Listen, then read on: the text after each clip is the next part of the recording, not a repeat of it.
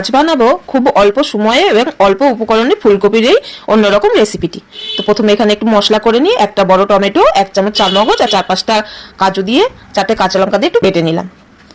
তারপরে কড়াইয়ে সাদা তেল গরম করে ফুলকপিগুলো আমি হালকা ভেজে তুলে নিলাম। ফুলকপিগুলো ভেজে তুলে নেওয়ার পরে কড়াইয়ের মধ্যে তেল দিয়ে তার মধ্যে তেজপাতা, শুকনো লঙ্কা, অল্প একটু দারচিনি, একটু জিরে ফোড়ন দিয়ে 1 চামচ আদা বাটা দিয়ে দেবো।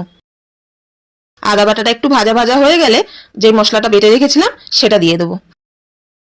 সেই মশলাটা একটু নাড়িয়ে চাড়িয়ে নেওয়ার পরে এর মধ্যে একটু ধনে গুঁড়ো দিয়ে ভালো করে মশলাটা কষিয়ে নেব। তারপরে এখানে কড়াইশুঁটি একটু ভাপিয়ে নিয়েছিলাম সেটাও দিয়ে দেবো। মশলাটা ভালো করে কষা হয়ে এসছে, এর মধ্যে ভাজা ফুলকপিগুলো দিয়ে আরো ভালো করে কষিয়ে নেব। এবার 2-3 মিনিট ঢাকা দিয়ে রাখবো। তারপর ঢাকা খুলে স্বাদের জন্য একটু চিনি আর কালারের জন্য একটু কাশ্মীরি লঙ্কার গুঁড়ো দিলাম।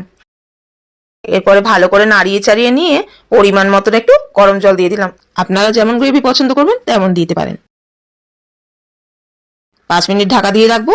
5 মিনিট পর ঢাকা খুলে ওপর দিয়ে কসুরি মেথি ছড়িয়ে হালকা হালকা গ্রেভি রেখে নামিয়ে নেব। রেডি হয়ে গেল আমাদের ফুলকপির এই অন্যরকম রেসিপিটি। ভিডিওটি ভালো লাগলে লাইক করে দেবেন, আমাদের চ্যানেলটিকে সাবস্ক্রাইব করে দেবেন।